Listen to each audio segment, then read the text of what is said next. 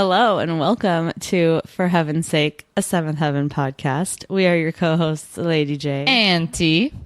How are you, T? I'm great. How are you? I'm good. What's going on? Not much. Just the huge. Just the huge? Yeah. Okay. You know how we do. Yeah, I do. I do. Oh, but this episode. Yeah. It's like 50% one thing and then 50% a completely different thing. Yeah. Yeah. I don't quite understand. I know. Let's get into it. Okay. Okay. So this is episode 907, titled Regret to Inform. The Amazon Prime spoilie is, to Eric's dismay, Martin befriends an older woman. Okay. Which, No, I know. And then the DVD description is, Martin forms a bond with a woman after she mistakes him for a cop. And due to a misunderstanding, everyone thinks that Kevin is cheating on Lucy. Dude. Listen, I'm kind of, in a way, like, glad that the show decided to address the elephant in the room, which is Kevin's chemistry with everyone except his wife. Yeah. Yeah, that's true. Kevin, or whatever, Stultz, oozes fucking chemistry with all of his co-stars, and when it comes to, like, Beverly Mitchell, like, they can't even convincingly kiss. Like, yeah. it's weird. It is weird. So I think this is the show, like, kind of nodding to that, maybe? Maybe I'm giving it too much credit. I think don't know. Who cares? So I'm actually curious if, like, everybody was all about Kevin and Lucy. Like, they really thought that they were amazing on screen. I'm curious. I don't know. I mean, to me, they are sort of like the central couple on the show, besides, I guess, Annie and Eric, because they're the only, like, stable couple. Like, everyone else is, like, goes through girlfriends and boyfriends and is dating and stuff. But, like, and of course, Matt's married, but, like, we don't see them all the time. Yeah. And so is Mary, but we don't see her ever. So, like I remember kind of liking Kevin before they got married in some episodes. I remember liking him. And when they were just dating in the beginning. And after that. Yeah. No, as soon as they got married, like, engaged or married or whatever, like, I don't care for Kevin. Sorry, I'm yawning. I don't care for Kevin. Like, it's just a little weird. He annoys me. Anyway. So it starts at the pool hall. Yeah. Where Kevin is hanging out with some of his cop bros. And Martin and Mac show up because they're like, oh, we were going to blow off some steam from studying by playing some pool. Yeah. But there's, like, no tables available. So Kevin's like, well, you can wait with us. Like, we're waiting too. Yeah. So they're hanging out. And then all of a sudden, Martha Plimpton shows up. And her name is Venus Flytrap. And no last name.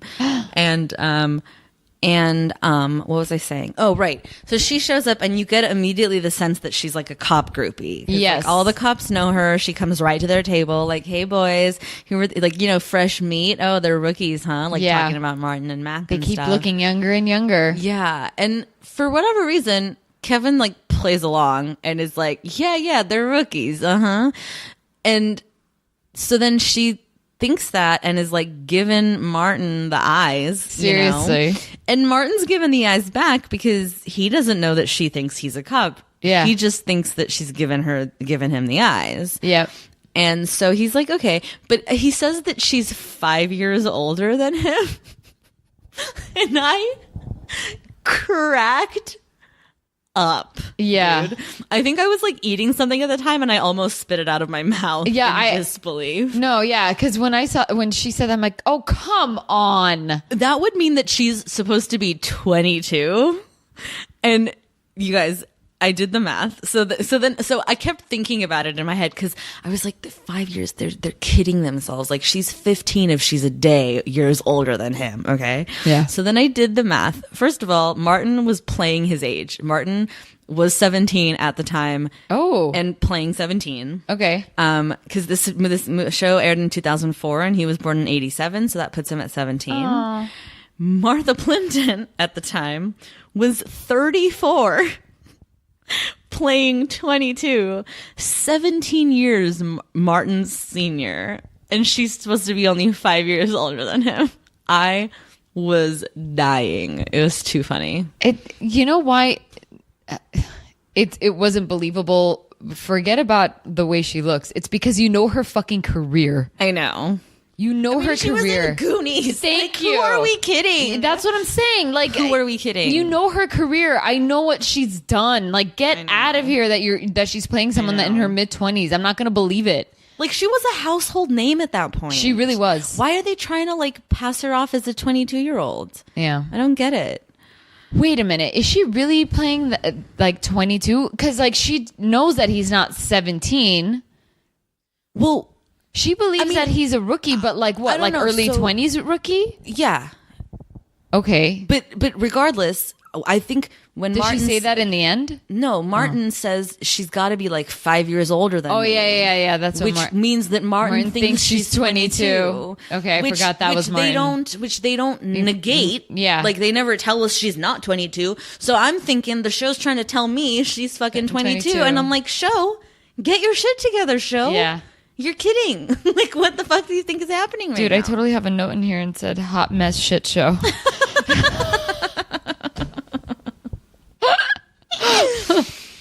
So Venus is sort of this like nebulous character because she comes in all hot and then you don't really like know what her deal is other than, you know, she's hot for Martin. So she like finagles herself to like get him to take her home. Yeah. And so he does, and it's there. And then he like walks her in because she sort of is like, "Oh, can you walk me in to make sure I get in safely?" And then he comes in, and this whole time I'm like, "Martin, like stop it. Like you're already late to curfew." Meanwhile, Eric and Anya are like tripping acid at the house. Yeah. Like, where is he? What's the silent 2 minutes is him looking for him. Yeah. Like they're tripping balls, and he's like out here, like, you know, prolonging his misery with her. He keeps saying, "Oh yeah, it's late. Oh yeah, it's really late. Yeah, I gotta go," and then staying longer, like or like going inside the house, and then she's like, "Stay for tea," and he's like, "Well, all right." Like, oh no, first it's coffee, and he's like, "I don't do coffee." So then, so stay for tea, and he's like, "Okay," and then she changes into her pajamas and shit, and he's like, "Okay," and. So then she offers him tea, and then they're sitting and they're talking, and then they realize she sort of in so many words basically informs him that he's a cop. Yeah. And instead of, this keeps happening on the show, all he has to do is immediately go, "I'm not a cop." Yeah. That's all he has to do. And the whole show falls apart. But he doesn't. He's like, "Well, not exactly." He's like hedging around it. I'm like, just say, "I'm not a cop." And it's not the first or second time that we've seen him hedging around like the truth of things. He's done this, like we've seen this happen a few times, I think. Remind me? He just never tells anybody that when we first meet him, he's not saying shit. Yeah. He's just like some homeless boy. They're like, "Are you a friend of Simon's?" Yeah. They're right. I forgot about that. So clearly, this boy, I mean, got problems. Yeah, like he's got truth problems. Yeah, clearly. But so then it kind of comes out that her dad's in the Marines. Yeah. And so that immediately like piques his interest because it bonds he's like, them. "Mine too. Holy crap." And so they have something to talk about. All of a sudden it doesn't matter that there's an age gap and that she thinks that she's misinformed that he's a cop. All of a sudden they're talking about something real for both of them, you know? And, and they talk about how it's scary having them be so far away and how you never know, like when you're going to see them and like the phone calls are never enough and emails are never enough. And you're always scared when you hear the knock on the door and all that stuff. Yeah. And so it's this cute little moment between the two of them. All of a sudden it all just sort of melts away, like the comedy of errors surrounding them, you know? But meanwhile, it truly is a comedy of errors surrounding them because when he's not home yet, Eric, starts like he goes to Kevin to be like, "Have you seen Martin? Like, what's going on?" And he's like, "Well, I was at the pool hall with him, but I left before he did," kind of thing. And I don't know, like there was this girl, and then Lucy. We find out that Kevin has already told Lucy that what he did, which is to say that he let Venus believe that Martin was a cop, and Lucy's like, that was stupid, and Eric's like, yeah, that was stupid. Kevin's like, I know. So then Eric's like, we need to call people, like, what's going on? And Kevin's like, hold on, let me take care of it. Like, I know some people, let me make some calls, like, before you panic, So he starts calling his cop buddies, asking for Venus's number so that he can call Venus and see if Martin's with her. Yeah. Right? And which is backwards, because what he should do is just call the cop buddies that were there at the pool hall and go like, did you see what happened to Martin? You know what I mean? Yeah. Like, but he assumes he's with Venus. So he jumps to, well, we don't know Martin's cell phone number, so let's call Venus. They not have Martin's cell phone number. I know, it's so stupid. Kevin's like, or Eric says something like, yeah, I guess he's never not been home before, so we've never needed to call him before, so we don't have his number. And Ruthie too is like, just go find it in his room somehow, like go snooping and find it. And he's like, I'm not gonna do that. I looked, I couldn't already. So anyway, so Kevin's asking around, and finally one guy has it because she did some babysitting for them and gives it to Kevin. And then Kevin calls. Martin's like, oh shit, okay, I'm coming home, whatever, comes home, and like Eric and Annie are waiting up for him, and they're like, we've got rules here, dude, like whatever. And he's like, okay, I'm sorry, I'm just gonna go to bed now.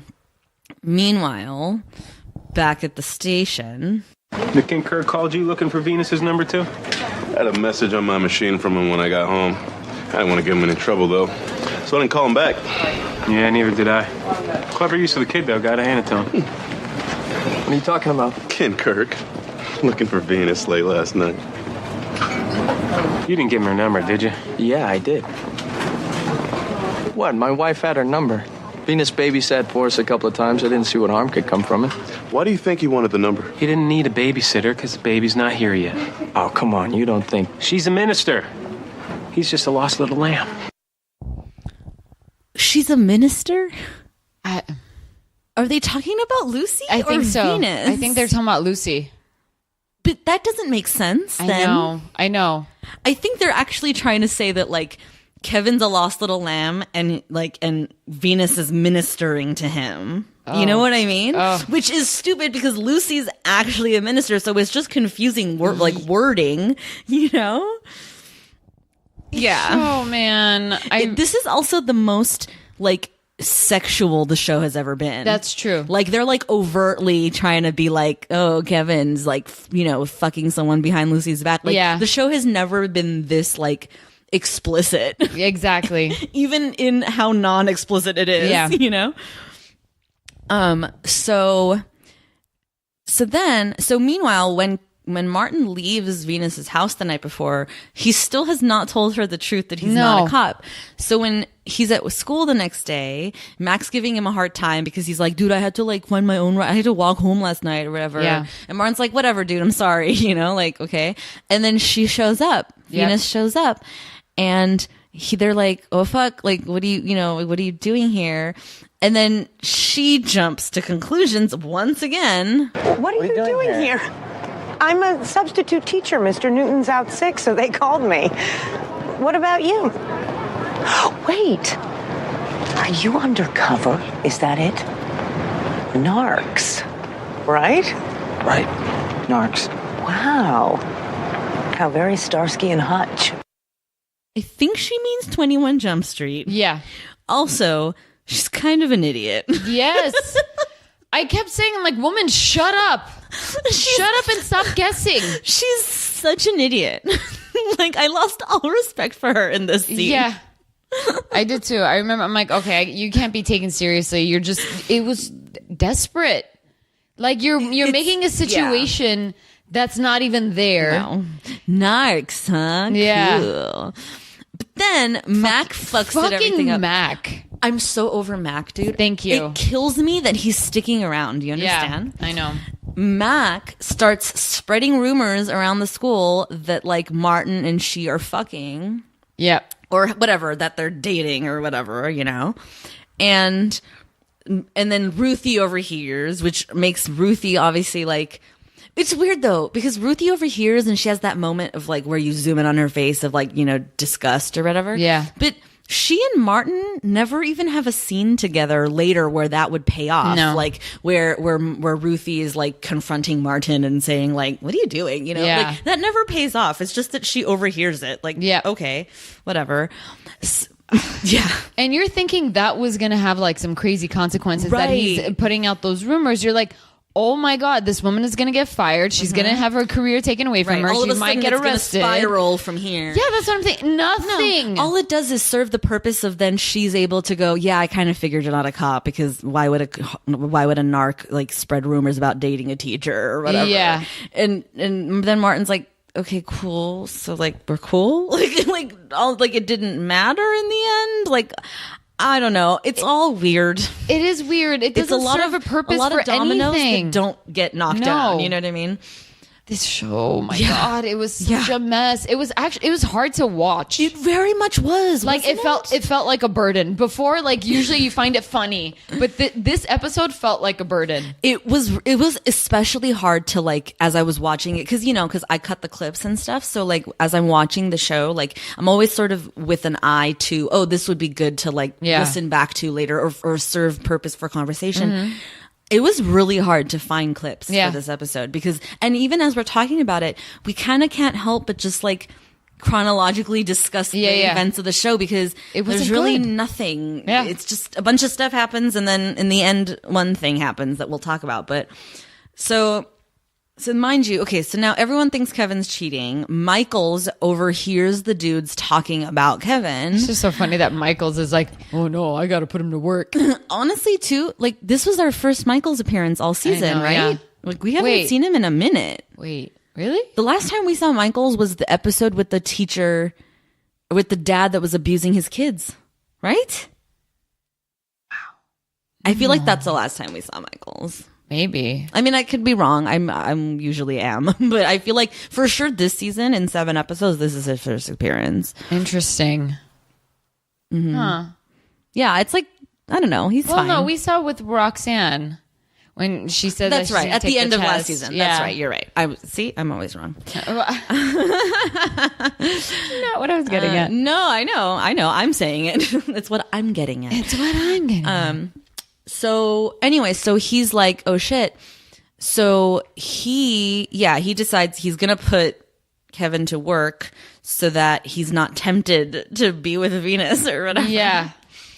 Meanwhile, Lucy's in her own show because Ben Who I didn't know was I know. around. I'm like, Ben is still here? Like, And what is he's with the happening? doctor? And he's still with the doctor who makes an appearance in this episode. Seriously. Only if, like, again, a bunch of dominoes that do not pay off. So weird.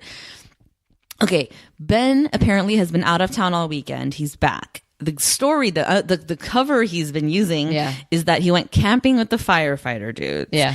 But then Lucy puts him on blast when she's like, oh, you got a call, Ben. How was your camping trip with the guys? Oh, it's great. Well, I thought you were supposed to come back last night. Yeah, one of the guys wanted to stay a little longer, so we did. Oh, that's nice. Oh, someone called for you too. Really? Dr. Pearson. Isn't it your doctor, the woman doctor Kevin didn't like? Huh, what'd she want? She called to say that she had a wonderful time with you this weekend, so call her. Thanks. I'm very uncomfortable when a Kinkirk lies to me. If you could lie to me about something, then Kevin could lie to me about something, and that's not a very good feeling right now. What does that have to do with anything? Nothing. What does Ben's ability to lie have anything to do with Kevin lying? His lying to you? is hereditary.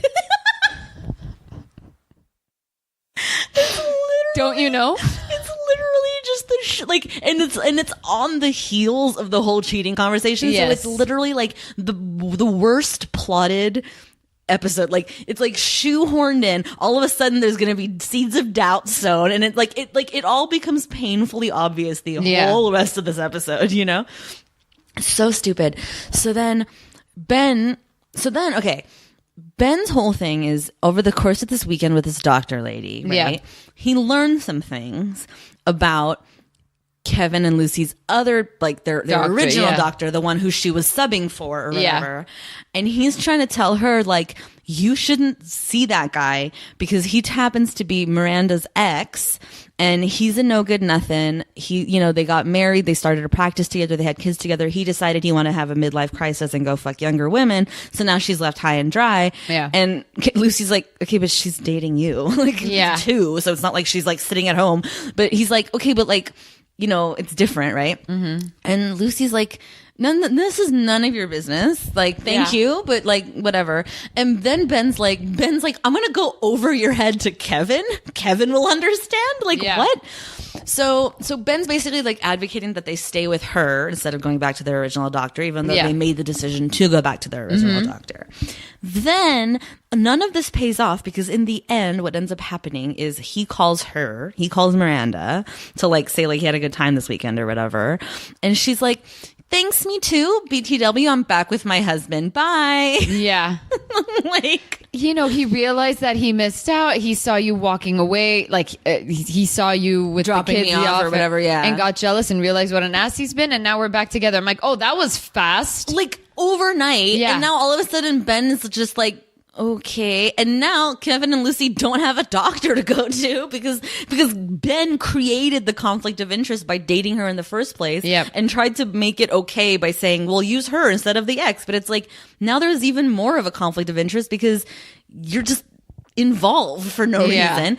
The whole thing is just so stupid. It is. But he goes to the precinct to talk to Kevin. Yeah. And while he's there, the cop dudes are all talking about Kevin. So when Michael sees Ben, they do that whole thing of like, oh yeah, I'm here to talk to Kevin.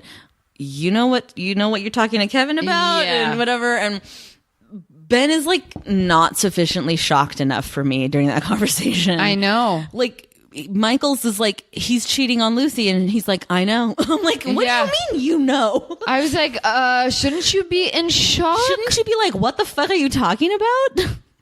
Like, did you see it coming and we never knew? Like, what? Yeah. Like, what did we miss? Like, I genuinely feel too like there's like things being edited out of this episode that are like plot holes, like gaping holes in things. The whole thing is just a hot mess. So Kevin, right? Michaels pulls Kevin aside to like basically tell him to work tonight or whatever. And Kevin has no clue, okay, what people are saying about him and shit. Smitty said you wanted to see me, sir? How's everything going with Lucy? How's everything at home? Lucy's great. Everything else is fine, too, except the Camdens are giving me a hard time. About? It's this stupid thing with Venus. Obviously, you've already heard about it. Eric and Annie know? Yeah, and they're not too happy about it. I would imagine. I made a mistake. I'm going to fix it. How are you going to do that? I'll talk to her. I don't think you should do that. In fact, I'm going to give you an order not to talk to her or go near her. Like, it's a comedy of errors. It's a farce at this point. Like, okay, haha, Kevin's talking about one thing, Michaels is talking about another thing. The whole thing is, like, stupid.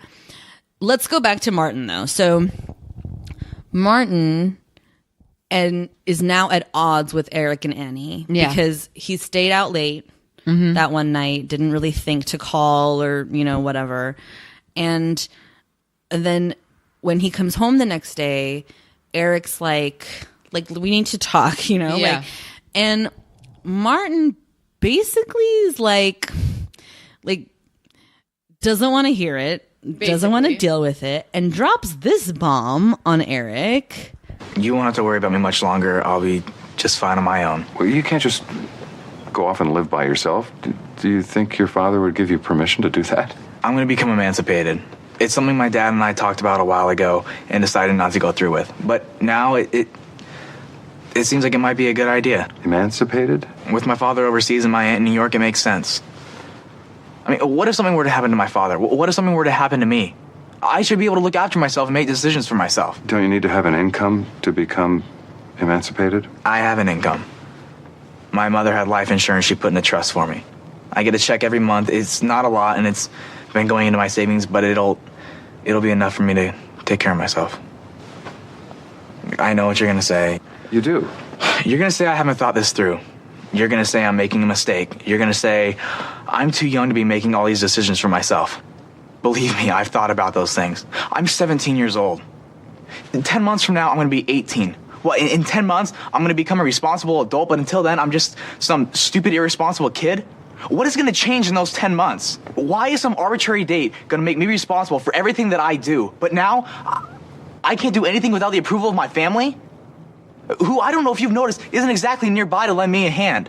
Or you, who I don't know if you've noticed, aren't exactly my family. If I need a piece of paper to say that I'm an adult, that I'm going to get that piece of paper. I'm so proud of Martin in this moment. Like, everything that he just said. I remember when listening to that, I'm like, Lucy and Kevin need to move on. He should take the garage apartment. I'm on his side, dude. Like, I get it. And he's so right. Yeah. Like, what the fuck is 10 months difference gonna make? Yeah. You know? It's true. Not to mention the fact that he has no family here anyway. Yeah. You know? Like, so he goes upstairs and he starts packing a bag. And Ruthie kind of confronts him, like, oh, is this about your teacher girlfriend or whatever? And she's like, you know, Dad's not going to let you leave. And he's like, Dad doesn't get to choose that or whatever. And then she's like, okay, bye. And then the twins are out in the hallway and they're like, we just wanted to say bye, Martin. Yeah. Even though you're dating someone or some shit like that. I'm like, what do the twins know from dating? Seriously, everybody knows everything, but Lucy still doesn't know everything. Lucy knows nothing. Yeah. As evidenced by the next scene where Ben comes up to her and kind of, I can't quite remember, does he tell her Kevin's cheating or does he sort of insinuate that Kevin's not being honest with her? Yeah, I think like insinuate about the honesty, but dude, when she ran away from Kevin, I didn't care.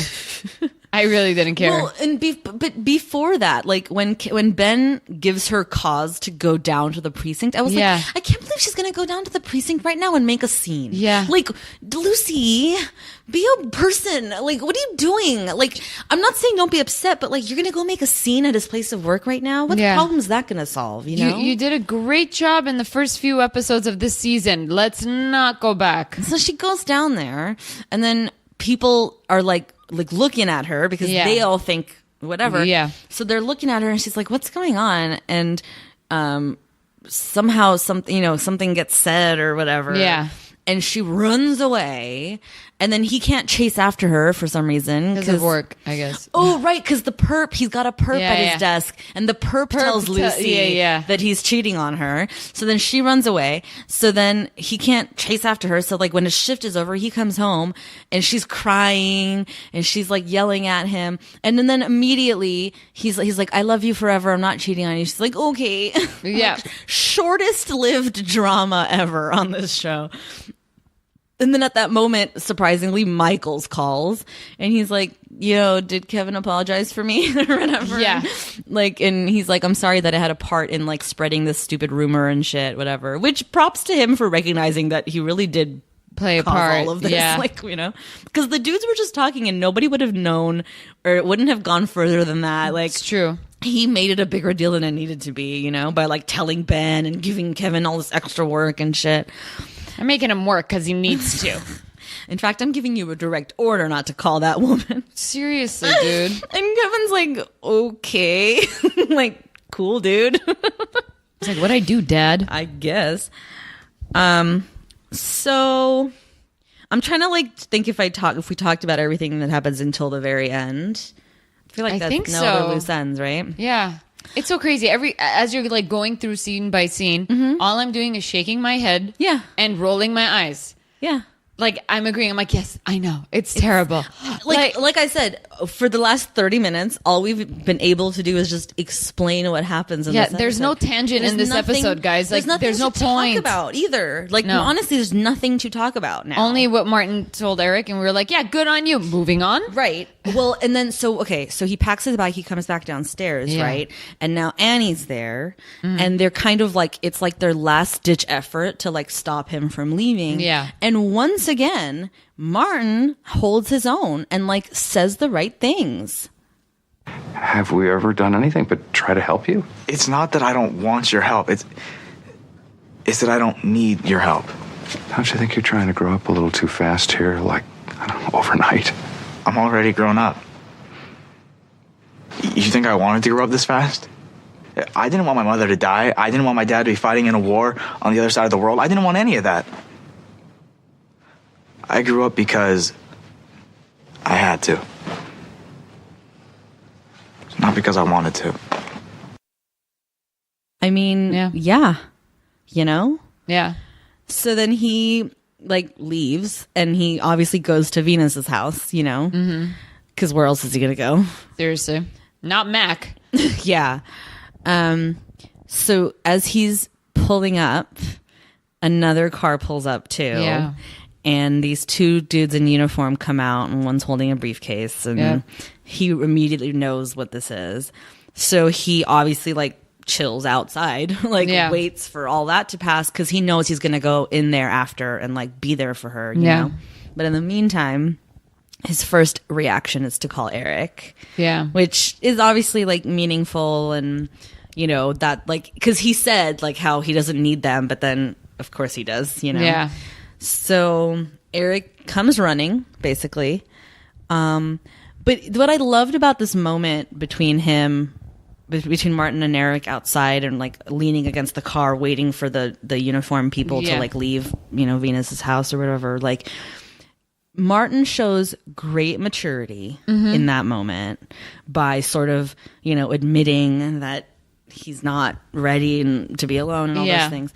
And Eric shows great restraint, like in sort of saying to Martin, like, I'll go in there with you if you want or whatever, but I feel like you know how to be her friend right now. Yeah. And also, like, we're not gonna wait for you to come home. Like, come home whenever you need to, whenever she's ready for you to leave, whenever, you know, like, like, I think that was, like, pretty significant for Eric to say those things and to react that way. Exactly. And not be, like, butting his fucking nose in like he always does, you know what I mean? And to say, you know, I think you know how to be there for her. She's your friend. Like, I'll come if you want, but I feel like you got this. You know? It was pretty cool. It was cool. Yeah, I think this is the one of the few times of Eric where you're like, good on you, Eric. Yeah. And I genuinely, too, think it's because he's not his son. Yeah. Like, so I think Eric is, like, sort of respecting that distance, you know, and, like, not enforcing or, like, imposing himself or his own will on Martin's, you know? But still, like, it's pretty... It was a cool little moment between the two of them, you know? Yeah, it was. And he's like, so, okay, I'll come home, you know, whenever kind of thing. And then he goes inside, and it's really sad because, like, we hear the knock on the door from inside the house, like, on, like, cameras on Venus, and she doesn't answer, and then he just, like, lets himself in. And she's like, the last time I answered a knock on the door was really something terrible happened. Yeah. So, like, which is like this beautiful way to, like, you know, say to Martin, like, okay, like, you're here now, you know, like, like there was like, there was this coolness to that phrasing. I don't know. I appreciated it. And, so then he sits down and she, like, puts his head on his shoulder and whatever, and, like, cries it out and talks about, you know, whatever, like, why him kind of thing, all that. And he's like, he died with honor, as do all the Marines, and then fade to black. Fade to black. Yeah. This is this episode. It's not, it's not, there isn't much to say. There's nothing to it. It's just a linear set of events, a lot of dominoes that get, or a lot of things that get set up with very little payoff. Like, like Ben is still here. He's dating that woman, but then she's like, no, I'm going to go back with my husband. So why even do all of that? Yeah, exactly. Why go through any of that? Why not just pretend that never went anywhere and end it? Like, why did that have to happen? If you tell me there's going to be an episode where Ben is going to now start taking responsibility on why he's single and doesn't have a kid, oh, Lord Jesus. I'm fatigued by Ben. Like, I'm fatigued by all of it. Just let him throw like bullshit lines and eat food, and that's fine. I don't care. Yeah. I don't care about these people. Yeah. And because they're not giving me anything to care about. I know. I got really soft spoken for a minute there. I don't know what that's about. But, like, yeah, it's just like, what is this episode? Why? Yeah. So far, this is my contender for the garbage episode. For the one you can throw away in the garbage. Oh, dude, I don't know. Just tie them together, wrap a pretty bow, and say bye. Yeah. The box set of the season goes in the garbage. Awesome. Yeah, it was not good. Let's rate it. Come on. Does it? No. No thumb. No thumbs. No thumbs. It doesn't even get 2 thumbs down. It just gets no thumbs. Yeah. Ridiculous. Yep. Well, that's gonna do it. I mean, this is a shorty, guys. Sorry. Yeah. Like, I wish we could have pulled this out and stretched it out and given you more to like latch onto, but like hopefully next episode will be better. I don't even know what to tell you. Like, hope and pray. Hope and pray. All right. Until next time. Bye. Bye.